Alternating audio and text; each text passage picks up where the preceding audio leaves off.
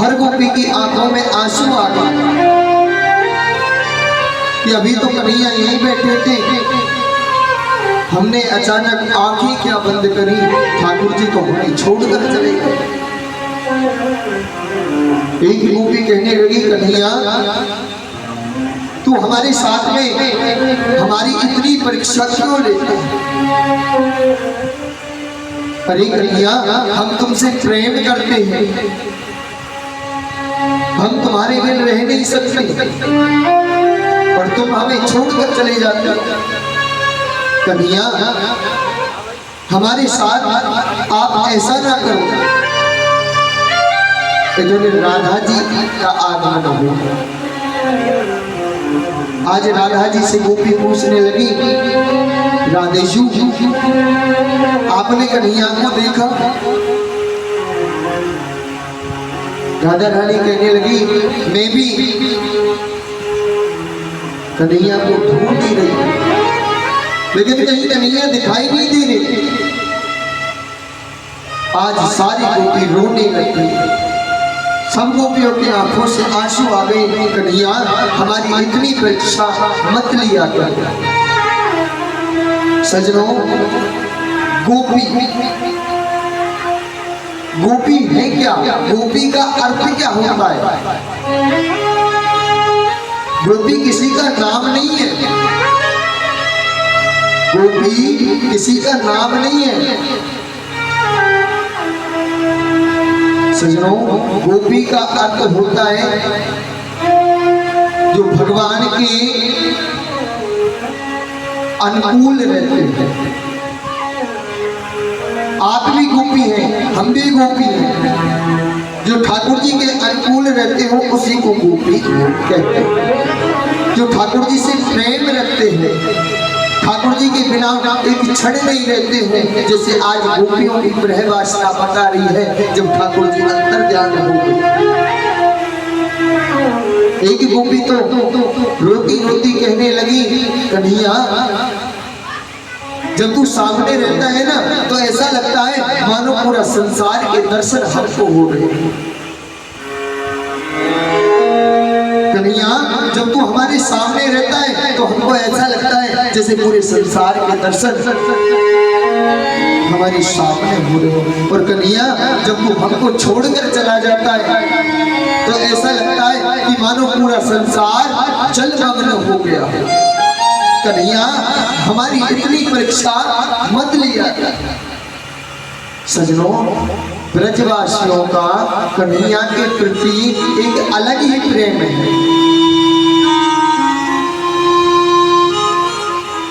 ब्रज में कोई भी ब्रजवासी कन्हैया के प्रति कोई स्वार्थ रखकर प्रेम नहीं करता। छल कपट से कोई कन्हैया को प्रेम नहीं करता। भाव के साथ सारे ब्रजवासी कन्हैया को प्रेम करते हैं। आपको एक बात और बताऊं, ब्रजवासियों ने कभी भी कन्हैया को भगवान नहीं माना, ठाकुर नहीं समझा। ब्रजवासियों ने कन्हैया को अपना सखा समझा, मित्र समझा। गोपियों ने कभी ठाकुर जी को भगवान के रूप में नहीं देखा। और मैं तो आपसे भी कहना चाहूंगा, जो माता बहन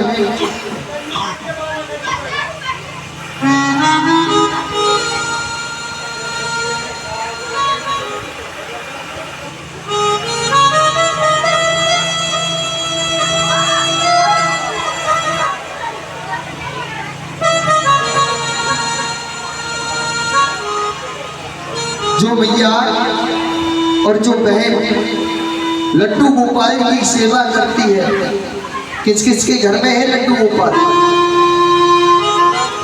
मैं तो उनसे एक ही बात कहना चाहूंगा, कोई जरूरी नहीं कि आप भगवान का ही भाव गोपाल जी के प्रति रखें।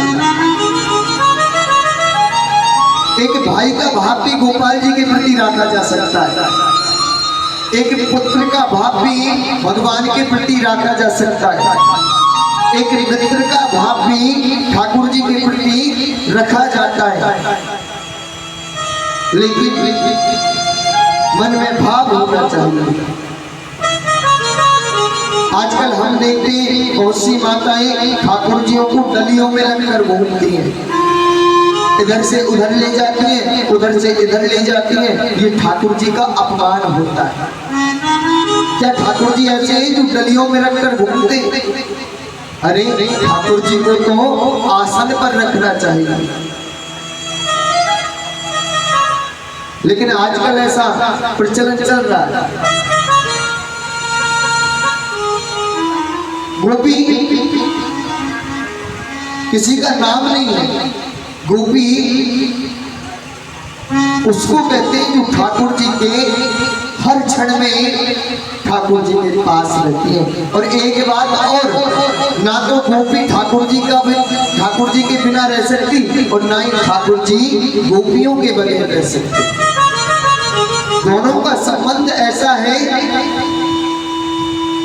जैसे एक आत्मा और परमात्मा का होता है, ऐसे ही गोपी और ठाकुर जी का है।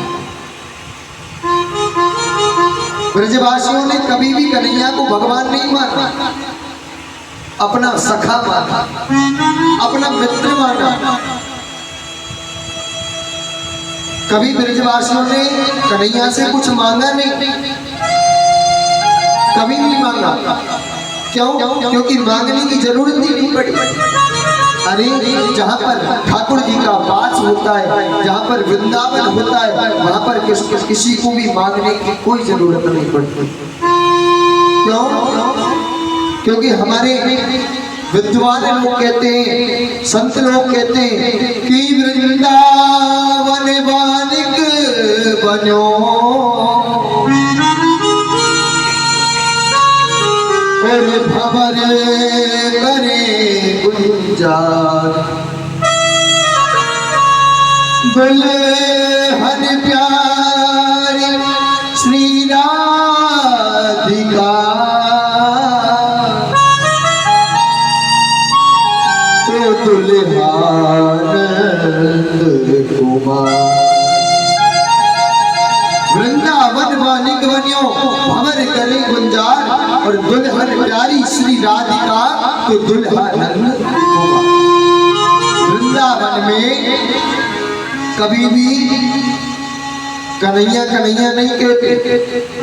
आप गए होंगे, आपने देखा होगा, जब हम वृंदावन जाते हैं ना, तो वृंदावन में कोई ये नहीं कहता कन्हैया कृष्ण। क्या कहते हैं? सबकी जुबान पर राधे राधे होता है, सबकी जुबान पर राधे राधे।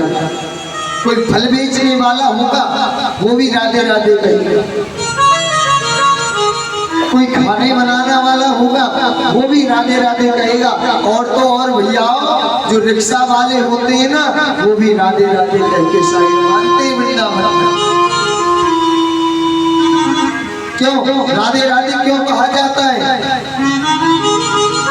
ठाकुर जी की प्राप्ति के लिए ठाकुर जी की सेवा नहीं करनी चाहिए।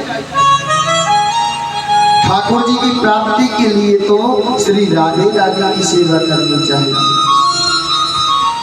आप राधे राधे की सेवा करो। क्यों? क्योंकि ठाकुर जी तो स्वयं राधे राधे की दीवानी, बिना राधे के ठाकुर जी आधे हैं। आप ठाकुर जी की पूजा मत करो, आप राधे रानी की पूजा करो। ठाकुर जी तो स्वयं प्रसन्न हो जाएंगे। जैसे कल मैं बता रहा था ना कि सुंदर कांड हनुमान जी को नहीं सुनाना चाहिए, राम जी को सुनाना चाहिए। अब आप सोच के देखो, यदि एक पुत्र की प्रशंसा, ध्यान से सुनना, यदि एक पुत्र की प्रशंसा पिता से करेंगे तो कौन प्रसन्न होगा? यदि एक पुत्र की प्रशंसा पिता से करेंगे तो पिता प्रसन्न होगा, और पिता की प्रशंसा पुत्र से करेंगे तो पुत्र प्रसन्न होगा। ये हमारे मन में ध्यान होना चाहिए। आजकल कहते हैं ना, मैं निरंतर बताता आ रहा हूँ, आज 6 दिन हो गए, कल कथा का विश्राम दिवस है। मैं निरंतर बताता आ रहा हूँ, आजकल लक्ष्मी के पीछे भागते हैं और से कहते हैं महाराज कमाते तो बहुत है, पैसा आता भी खूब है, लेकिन रुकता नहीं है। ये सबसे बड़ी प्रॉब्लम है, सबसे बड़ी दिक्कत है। कमाते भी खूब है, पैसा आता भी खूब है, लेकिन रुकता नहीं। क्यों नहीं रुकता? क्योंकि हम केवल लक्ष्मी लक्ष्मी को चाहते हैं, केवल लक्ष्मी लक्ष्मी को। अरे लक्ष्मी से पहले आप ठाकुर जी की सेवा करो, लक्ष्मी से पहले आप ठाकुर जी की सेवा करो। जब आप ठाकुर जी की सेवा करोगे तो लक्ष्मी तो स्वतः ही आपके पास आ जाएगी। क्यों? मैं हर जगह कहता हूँ, हर जगह बताता हूँ, जहाँ पति रहता है वहीं पर पत्नी का निवास होता है। जहाँ पति रहेगा वहीं पर पत्नी रहेगी, और जहाँ पर कन्हैया रहेंगे वहीं पर लक्ष्मी जी का वास होगा। आपसे तुलसी के लिए बोला था कि हर घर में तुलसी का पौधा होना चाहिए। क्यों? क्योंकि जहाँ तुलसी का पौधा होता है वहां पर वृंदावन होता है। वृंदावन किसको कहते हैं? वृंदावन का अर्थ क्या है? वृंदा कहते हैं तुलसी को। जहाँ पर तुलसी जी का वन हो, तुलसी जी का वास हो, उसी को वृंदावन कहते हैं। यदि आपके घर में तुलसी जी होगी तो वृंदावन तो आपके घर में ही बन जाएगा, और जहाँ पर वृंदावन बन जाएगा वहां पर लक्ष्मी जी भी आ जाएगी और ठाकुर जी भी। मांगने की जरूरत नहीं पड़ेगी, स्वतः ही आपके पास आ जाएगा। लेकिन हमारी सबसे बड़ी प्रॉब्लम एक है, हम ठाकुर जी पर विश्वास नहीं करते। 5 दिन सेवा पूजा करेंगे, 6ठे दिन ये सोचेंगे कि ठाकुर जी सुन नहीं रहे हो, आज हनुमान जी की करी है, कल देवी मैया की करके बैठ जाएंगे। कल देवी मैया ना सुनेगी तो फिर और कोई से देवता पकड़ लेंगे, जब वो ना सुनेगो तो फिर और कोई से देवता पकड़ लेंगे। एक हमारे देहात में बाबा साहब एक कहावत है, हमारे देहात में एक कहावत है कि 9 मान को भांजो भूखो ही मरे। 9 मान को जो भांजो रहे वो भूखो ही मरे। विश्वास रखो एक पर, अपना एक इष्ट बनाओ। जीवन में इष्ट होना बहुत जरूरी है।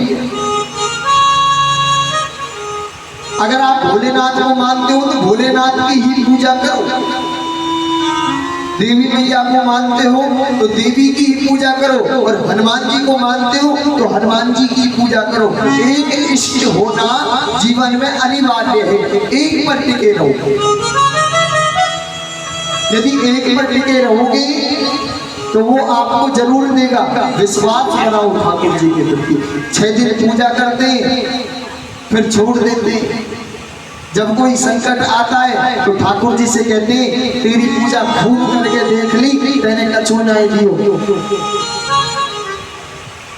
मनुष्य पर जब कोई संकट आता है तो वो मनुष्य की परीक्षा होती है।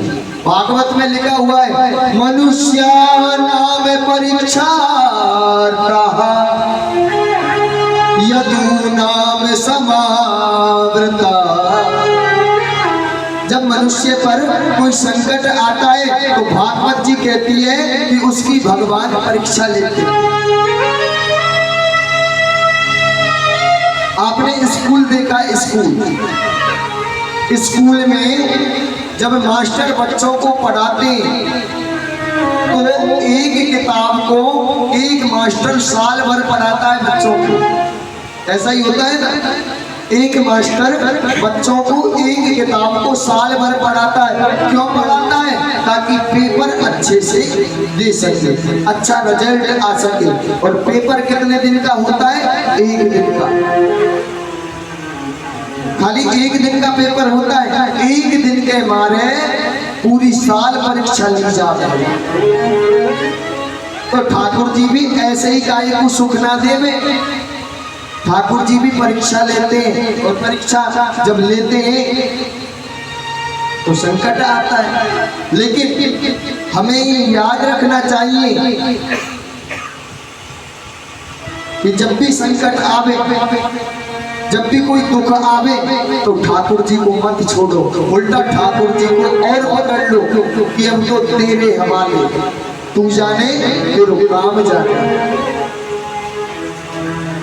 मैंने तो आपसे एक ही बात कही थी, और इस बात को यदि आप सीख लोगे, अपने मन में धारण कर लोगे, तो आपका जीवन सफल हो जाएगा। कौन सी बात गौरव भैया? याद है 3 दिन बताई थी मैंने कंटिन्यू। भगवान से कुछ मत मांगो, केवल एक बात कहो, सीताराम सीताराम सीताराम कहिए, चाहे वेद राखे आई वेद रहिए। सीताराम सीताराम गाँव से भी सीताराम कहिए, चाहे वेद राखे आई वेद रहिए। सीताराम सीताराम सीताराम कहिए, सीताराम सीताराम सीताराम कहिए, चाहे वेद राखे आई वेद रहिए। आई वेद राखे आई वेद रहिए। चाहे वेद राखे आई वेद रहिए। चाहे वेद राखे आई वेद रहिए। सीताराम सीताराम सीताराम कहिए, और जाए विधि राखे राम ताई विध रहिए। मन में कोई इच्छा मत पालो, मन में कोई भी इच्छा मत पालो, सब ठाकुर जी के ऊपर छोड़ दो। इंसान के करने से कुछ नहीं होता। इंसान तो केवल एक आधार है, जीव केवल एक आधार है, करने वाला परमात्मा है। करने वाला परमात्मा है, जीव का तो खाली नाम है। जीव का कोई पता है जाने कब भगवान के घर से बुलावा आ जाए। अभी किसी की एक्सीडेंट हो जाए और कोई मर जाए, किसी का एक्सीडेंट होता है, वो मर जाता है, तो क्या कहते हैं, भाई भगवान को यही मंजूर था, इसी विधि से मौत लिखी थी। जब भगवान को यही मंजूर था तो भगवान से मांगते क्यों है? भगवान को जो मंजूर होगा वो मिल जाएगा। देने वाला परमात्मा है, हमारी इतनी औकात नहीं है। बहुत से लोग कहते हैं बाबा अगर मेरा कोई काम हो गया ना तो मैं तेरे दरबार में आके ना बहुत बड़ा भंडारा करवाऊंगा। एक व्यक्ति जाता है, हनुमान जी महाराज मेरो लाला यदि नौकरी लग जाएगा ना तो तेरे दरबार में मार्बल बिछवा दूंगा। हनुमान जी महाराज कहते हैं अरे बाबा क्यों पागल हो रहा है, तेरी औकात है जो तू मेरे दरबार में मार्बल बिछवा दे? तेरी औकात है कि तू मेरी आज्ञा के बिना भंडारा करवा दे? जब तक भगवान की कृपा नहीं होगी तब तक पत्ता भी पेड़ से नहीं हिल पाएगा। आज आप यहाँ बैठे हो, आपकी बस्ती में भागवत कथा का बड़ा सुंदर आयोजन चल रहा है, तो इसमें आप ये मत समझो कि ये बस्ती मिलकर करवा रही है, हमने भागवत को करवाया है, हमने पैसा दिया है, कभी ये मन में मत लाना। अगर प्रभु की कृपा नहीं होती, भौमिया महाराज की कृपा नहीं होती तो भागवत हो जाती क्या? नहीं होती। आज भौमिया महाराज की कृपा है जो आज निर्विघ्न रूप से आपकी भागवत कथा संपूर्ण हो रही है धीरे धीरे। कल विश्राम दिवस है, सब प्रभु की कृपा है, बिना कृपा के कुछ भी नहीं होता। मनुष्य के जीवन में केवल और केवल इच्छाओं को हटा के सत्संग की महिमा होनी चाहिए। केवल सत्संग। और सत्संग कब होता है? जब मन में विवेक होगा, मन में भाव होगा। रामायण में तुलसीदास जी बड़ा सुंदर निरूपण करते हैं, बड़ा सुंदर चौपाई लिखी है बाबा तुलसीदास जी। बिनु सत्संग विवेक न होई, बिनु सत्संग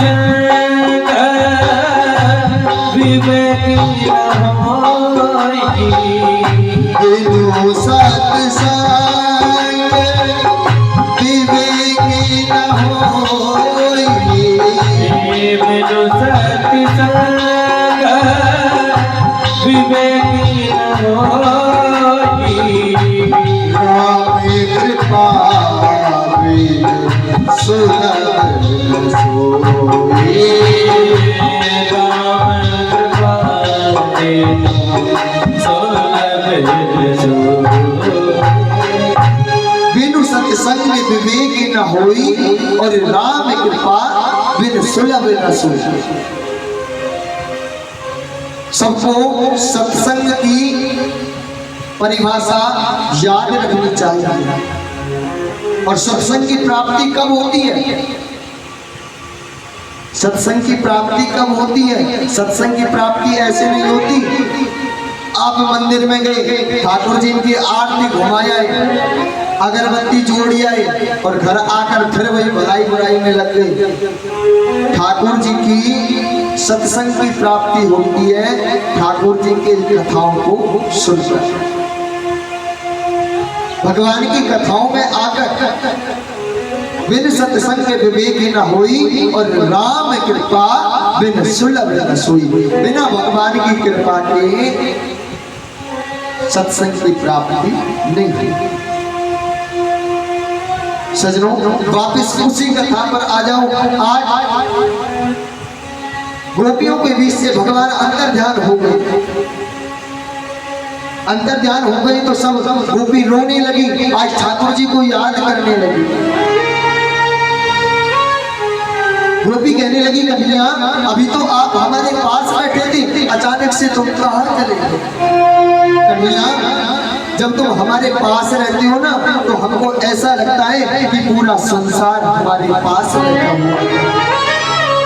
और लाला जब तुम दूर हो जाते हो तो ऐसा लगता है कि मानो पूरा संसार जलमग्न हो गया हो।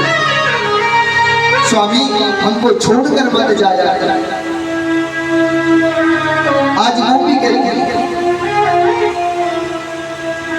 सजनों, आज रोती हुई गोपी कहने लगी, ओ हर घड़ी याद तेरी आए। बड़ा सुंदर भाव गाया है। हर घड़ी याद तेरी आए, सौतन बनके। हर घड़ी याद तेरी आए, सौतन बनके। मैं फिरूं श्याम तेरी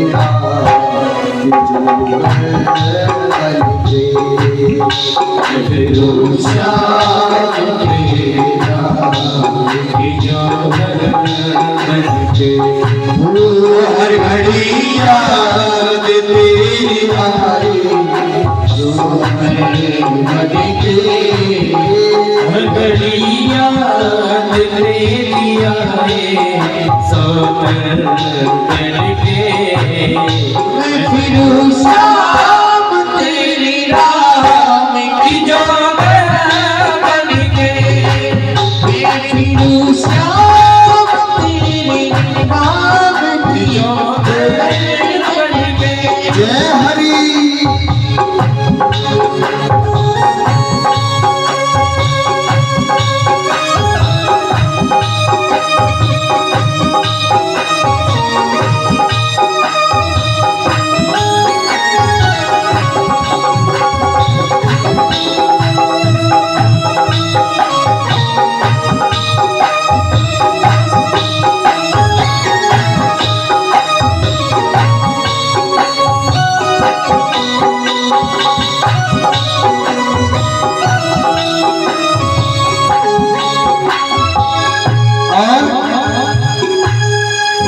जमाना था बुलाने से चला आता था।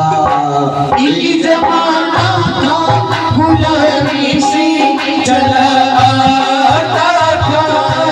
मुझको हर क्षण में तेरा चेहरा नजर आता था। मुझको पल क्षण में तेरा चेहरा नजर आता था।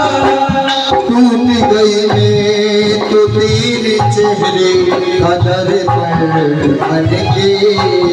टूट गई मैं तो तेरे चेहरे का दर्पण बन के।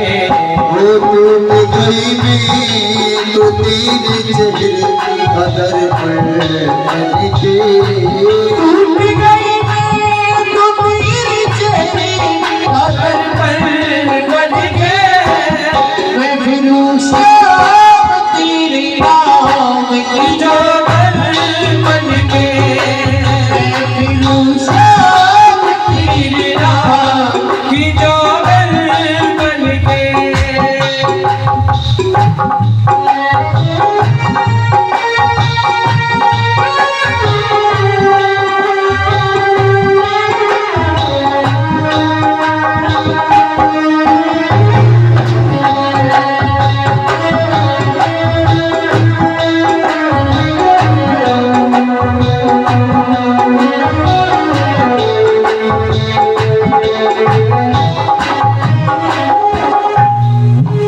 आज सुंदर रास